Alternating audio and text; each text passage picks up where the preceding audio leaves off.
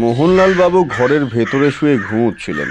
হঠাৎ শত কাকের একসাথে তারও স্বরে চিৎকার শুনে চমকে ওঠেন।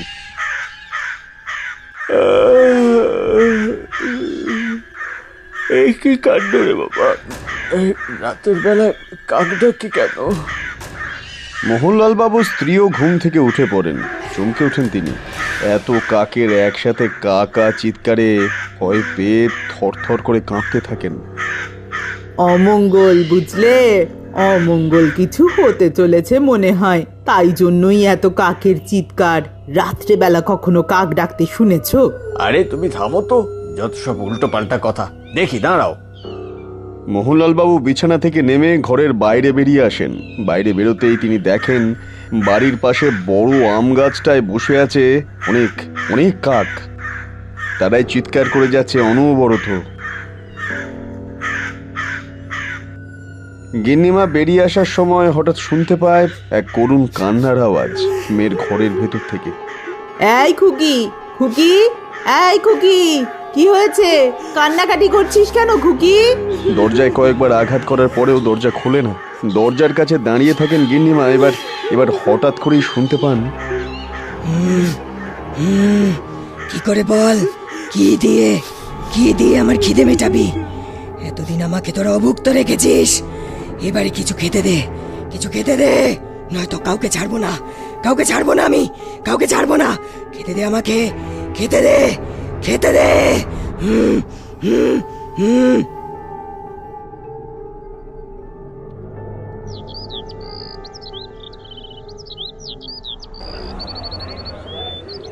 এই দেখো, মধ্য কলকাতায় মঠ লেন রাস্তার ধারেই আছে এক তান্ত্রিকের বাড়ি, তারানাথ জ্যোতিষী। আগে নাম শোনোনি নিশ্চয়ই। চলো চলো, হাতটা দেখিয়ে আসি। দেখো ভাই, তুমি তো জানো আমার ওসবে বিশ্বাস নেই। আরে গিয়ে দেখলে ক্ষতি কি? পকেটে কিছু খুচরো পয়সা আছে, হয়ে যাবে। বলছো? তাহলে চলো। আর কি কি লেখা আছে বলো তো? হস্তগণনা, কুষ্টি বিচার করা হয়। তাছাড়াও অপশক্তির কোপ থেকে বাঁচতে হলে আজই চলে আসুন। আমি আর কিশোরী চলে গেলাম মধ্য কলকাতার মঠ লেনের সেই রাস্তার ধারের বাড়িতে। বাড়ির সামনে গিয়ে দেখি একটা ছোট্ট সাইনবোর্ড ঝুলছে। তাতে লেখা আছে, তারানাথ তান্ত্রিক হস্তবিচারক।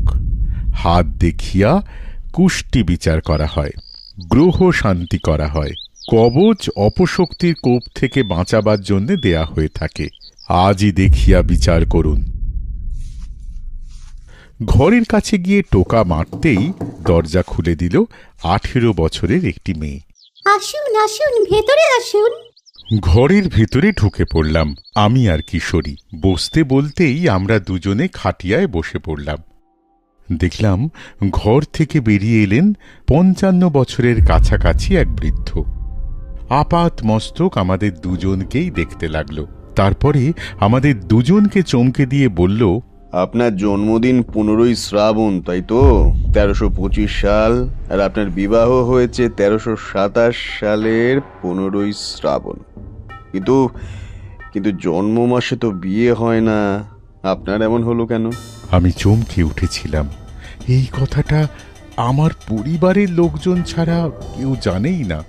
সেই দিন আমাদের বাড়িতে একটু গন্ডগোল হয়েছিল, তাই আমার মনে আছে। আপনার 2 ছেলে 1 মেয়ে আছে। আপনার স্ত্রীর বর্তমানে শরীর খুবই খারাপ। 13 বছর বয়সে নিশ্চয়ই আপনার উপর দিয়ে বড় ফাঁড়া গেছে। আমি মনে মনে ভীষণ পরিমাণে অবাক হচ্ছিলাম। তার একটাই কারণ, উনি যা বলছেন সব ঠিক। আমার সম্পর্কে একের পর এক কথা বলতে লাগলেন। আমার মানুষটার প্রতি সম্মান বেড়ে যাচ্ছিল। তোমাদের ঠাকুরমশাই সম্পর্কে কিছু কথা বলে রাখি। ঠাকুরমশাই ছোটবেলা থেকেই সাধু সন্ন্যাসীর সঙ্গে ঘুরে বেরিয়েছে। সেই জন্যে উনি অসীম শক্তি আর অসীম ক্ষমতার অধিকারী। তারপরে কলকাতায় এসে তিনি এই কারবার খুলে বসেছেন। অনেকেই আসতেন বিপদে পড়ে।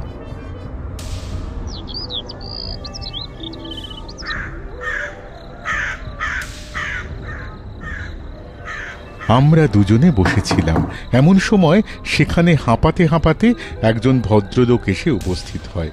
চোখে মুখে ভীষণ ভয়, গোটা গায়ে তার রক্তাক্ত অবস্থা, কাটা ছেঁড়া। তাকে দেখে ঠাকুরমশাই ব্যস্ত হয়ে উঠলেন। এই আরে আসুন আসুন, বসুন।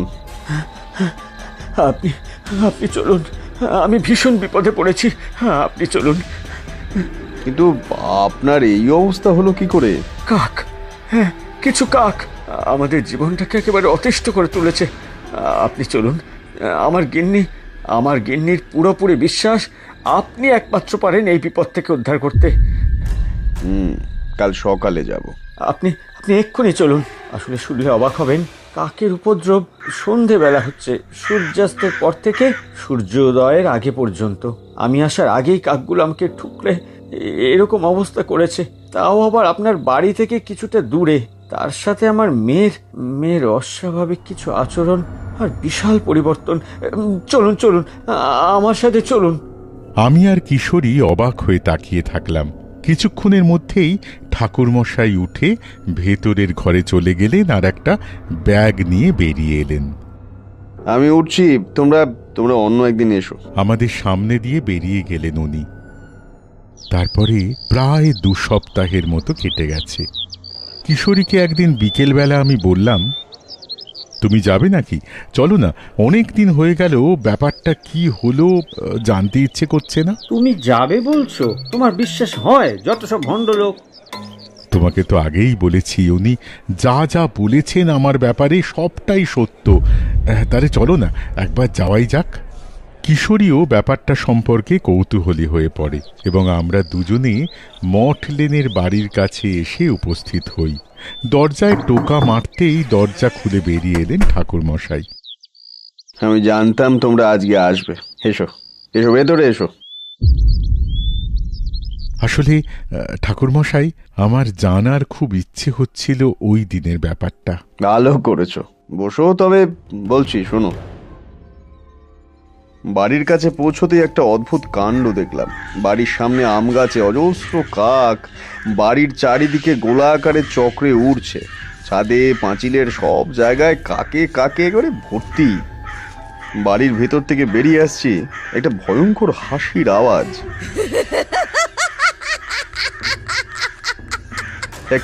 এক অদ্ভুত গন্ধ। আমরা কিছুটা এগোতেই কাকগুলো হঠাৎ করে মোহনলাল বাবুর উপরে ঝাঁপিয়ে পড়ল। মোহনলাল বাবুকে ঠোকরাতে শুরু করলো।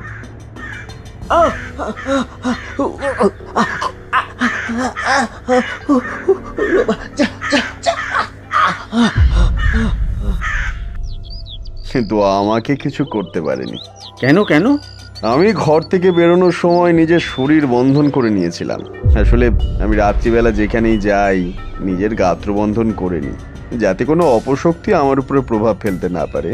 আমি সঙ্গে সঙ্গে চোখ বন্ধ করে কালী মন্ত্র জপ করতে লাগলাম। ওম জয়ন্তী মঙ্গলা কালী ভদ্র কালী কপালিনী দুর্গা ক্ষমা শিবা ধাত্রী স্বাহা স্বধা নমস্তুতে। ওম জয়ন্তী মঙ্গলা কালী ভদ্র কালী কপালিনী দুর্গা ক্ষমা শিবা ধাত্রী স্বাহা স্বধা নমস্তুতে। ওম জয়ন্তী মঙ্গলা কালী ভদ্র কালী কপালিনী দুর্গা ক্ষমা শিবা ধাত্রী স্বাহা স্বধা নমস্তে। 3 বার বলার পরে আস্তে আস্তে কাকগুলো সরে গেল। আমরা ঘরের ভিতরে প্রবেশ করলাম। ঘরের ভিতরে প্রবেশ করতেই দেখি 45 বছরের এক মহিলা মাটির উপরে বসে কান্নাকাটি করছে, আর তার পাশে বসে হাসছে। না, হাসছে বলা ভুল হবে, কান্নাকাটি করছে বলা যায়। অদ্ভুত রকম ভাবে কাঁদছে একটা মেয়ে। তার বয়স বোঝার উপায় নেই। শরীরে অদ্ভুত রকমের অসুস্থতা, শরীর শুকিয়ে গেছে, শরীরের চামড়াগুলো ঝুলে পড়েছে, চুল উস্কো খুস্কো। আমি মোহনলাল বাবুর দিকে তাকাতেই উনি বললেন, দে আমাকে খেতে দে, খেতে দে, আমাকে খেতে দে বলছি, খেতে দে। ঠাকুর মশাই, এটা আমার মেয়ে, আমার মেয়ে। আমি অবাক হয়ে গেলাম। দেখে তো মনে হচ্ছে রোগে জরাজীর্ণ হয়ে যাওয়া 55 বছরের কোনো বুড়ি। আমার উপস্থিতি অনুভব করেই গিন্নিমা আমার দিকে উঠে এলেন, লুটিয়ে পড়লেন আমার পায়ে। আমার মেয়েকে বাঁচান ঠাকুর মশাই, আমার মেয়েকে বাঁচান। আপনার নাম অনেক শুনেছি। কিন্তু কি হয়েছে আমাকে একটু না বললে আমি বুঝবো কি করে? আমি কথা বলছিলাম, এমন সময় মেয়েটা হঠাৎ করে উঠে ঘরে ঢুকে যায় আর দরজা লাগিয়ে দেয়। দরজার ওপাশ থেকে গুরু গম্ভীর গলায় বলে, চলে যা, চলে যা, তুই চলে যা এখান থেকে। কেন এসেছিস? তুই চলে যা এখান থেকে, চলে যা বলছি, যা।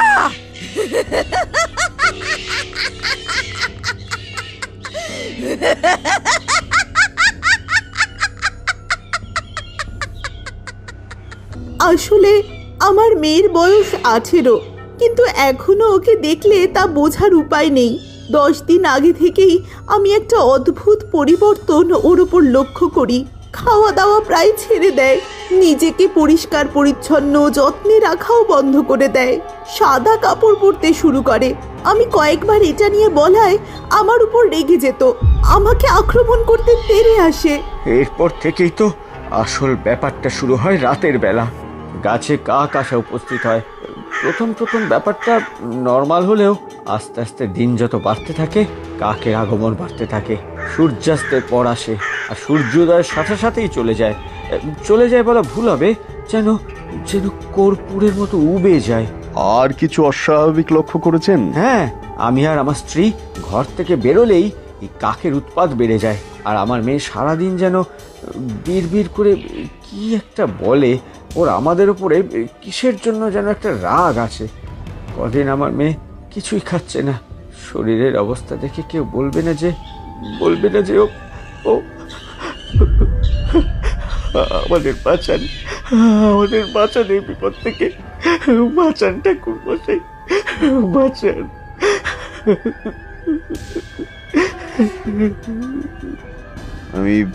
আমি চেষ্টা করব। ততক্ষণে আমি বুঝতে পেরে গিয়েছিলাম এটা আসলে ধূমাবতীর কোপ। ধূমাবতী এই নাম প্রথম শুনলাম। এ কি কোনো অপদেবী? অপদেবী নয়, পার্বতী রুদ্র রূপ। তো শোনো, ধূমাবতী হলেন 10 মহাবিদ্যার এক মহাবিদ্যা, মাতা পার্বতীর রুদ্র রূপ। কৈলাসে মহাদেব যখন ধ্যানমগ্ন ছিলেন, মাতা পার্বতীর বড্ড ক্ষুধা পায়। ক্ষুধা নিবারণের জন্য কিছুই ছিল না, অবশেষে রেগে মহাদেবকেই গিলে খান। নিজের স্বামীকে গিলে খাওয়ার জন্য বিধবার বেশ ধারণ করেন। তিনি অপরিষ্কার থাকেন, শ্মশানে থাকেন, আর বাহন হিসাবে থাকে কাক। এই সবেই বোঝা যাচ্ছিল এটা মাতা ধূমাবতীর কোপ, কিন্তু প্রশ্ন হলো কেন, সেটাই আমাকে বুঝতে হতো। রাতের বেলা খাওয়া দাওয়ার পরে শুয়ে পড়েছিলাম। হঠাৎ কাকের তারস্বরে চিৎকারে উঠে বসি। শুনতে পাই এক অদ্ভুত পৈশাচিক হাসি আর কান্নার মিলিত রূপ। নিচের ঘরে নামতেই পূজার মায়ের ঘরের কাছে এসে থেমে যাই। দেখি গিন্নিমাও সেখানে দাঁড়িয়ে আছে। চুপ কর মা, চুপ কর। সে কি পাশবিক চিৎকার, যেন কেউ কষ্ট দিচ্ছে, যেন কেউ মারছে, ধরছে। যন্ত্রণায় আছাড় খেলে যেমন কেউ করে সেই রকমই আওয়াজ হচ্ছে অনবরত। হ্যাঁ, আমি আস্তে আস্তে দরজার কাছে গেলাম, মাকে বললাম, আপনি সরে যান।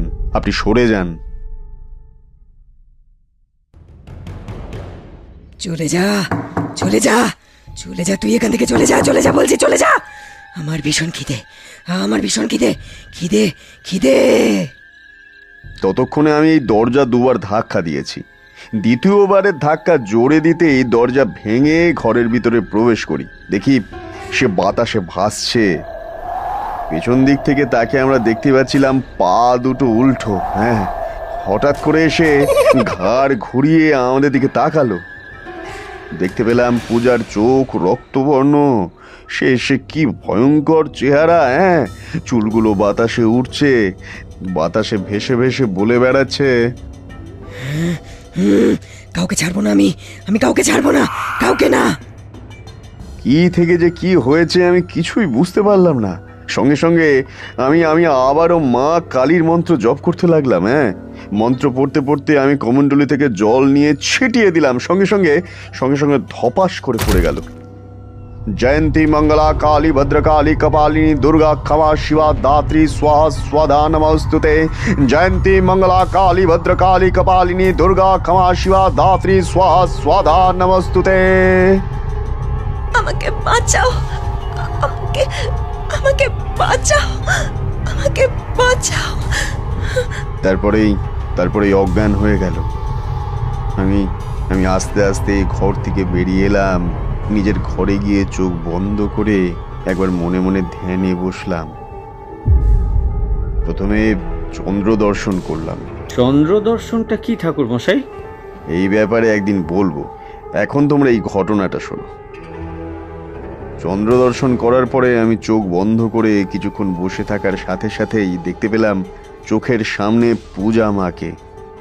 পূজা মা দুপুরবেলা খাবার খেতে খেতে হেঁটে চলেছে একটা রাস্তা দিয়ে। হ্যাঁ, রাস্তার পাশে একটা ভগ্নপ্রায় মন্দির, কিন্তু সেখানে কোনো দেবী নেই। সে মন্দিরের চাতালে বসে খেতে শুরু করেছে সে খাবার, আর খাবারের উচ্ছিষ্ট অংশগুলো মন্দিরের ভেতরে ফিকে ফেলে দিচ্ছে। আমি বুঝতে পারলাম পূজা মায়ের এই কাণ্ডের সাথে মন্দিরের কোনো যোগ আছে। তখনই গিন্নিমা আর মোহনলাল বাবুর কাছে গিয়ে জিজ্ঞাসা করলাম, আচ্ছা গিন্নিমা, 1 সপ্তাহ আগে আপনার মেয়ে কোথাও গিয়েছিল? 1 সপ্তাহ আগে ও তোর পিসির বাড়ি গেছিল। আচ্ছা, ওখানে কোনো মন্দির আছে কি? আমি তো জানি না। হ্যাঁ, আমার বোনের বাড়ির পাশে একটা পুরনো মন্দির আছে, তবে কখনোই ওই মন্দিরে কোনো দেবী মূর্তি পাওয়া যায়নি। ডাকাতেরা দেবী মূর্তি ভেঙে চুরে লুটপাট করে নিয়ে গেছে। মন্দিরের আশেপাশেও কেউ যায় না। ছোটবেলায় আমার শালাবাবু শুনেছিল ওই মন্দিরে নাকি এক অদ্ভুত দেবীর পূজা হতো। সাদা কাপড় পরিহিতা, দেখে মনে হবে বহুত কষ্টে আছে, জরা জীর্ণ রুগ্ন, কাকের পিঠে বসে আছে। আসলে আপনার মেয়ের উপরে ধূমাবতী দেবীর কোপ পড়েছে। ওই মন্দিরটা ধূমাবতী দেবীর। এখন উপায়? উপায় আছে, অবশ্যই আছে। কালকেই আমি ধূমাবতী দেবীর পূজা করব।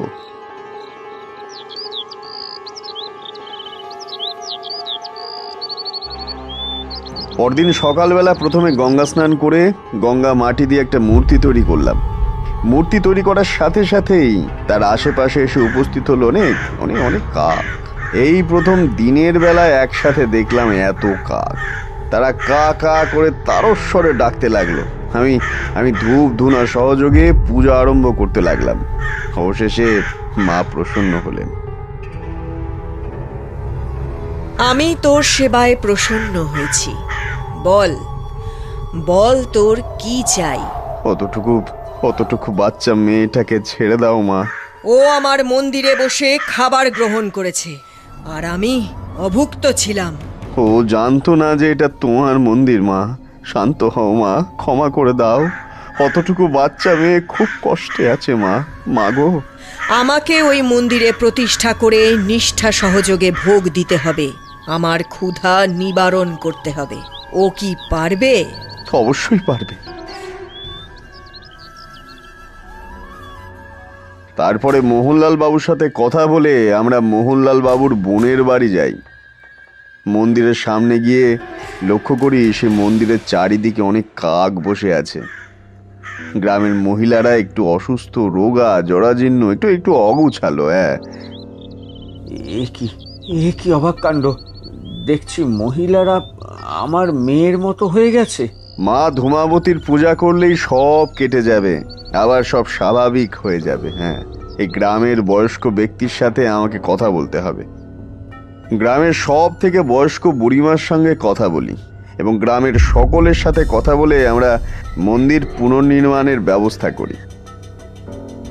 তারপর একটা ভালো দিন দেখে সেই মন্দিরের পুনর্নির্মাণ করা হয়। গ্রামের বয়স্কদের অনুমতি নিয়ে এবং বয়স্কদের কথা মতো সেখানে ধূমাবতী দেবীর মূর্তি প্রতিষ্ঠা করা হয় এবং পূজা নিষ্ঠা সহযোগে বিভিন্ন রকমের ফল নৈবেদ্য, বিভিন্ন আহার সহযোগে নিষ্ঠার সাথে মাতা ধূমাবতীর পূজা করেন।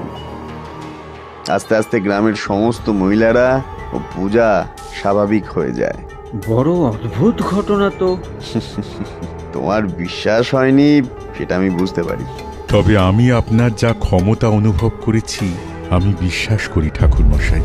আমাদের এই জগতে বিশ্বাসের উপরে যে কত কি আছে সেটা তোমরা আস্তে আস্তে বুঝতে পারবে। যাই হোক, আপনার কাছ থেকে একটা ভালো গল্প শোনা গেল। আজ উঠি, অনেকটা পথ আবার যেতে হবে তো।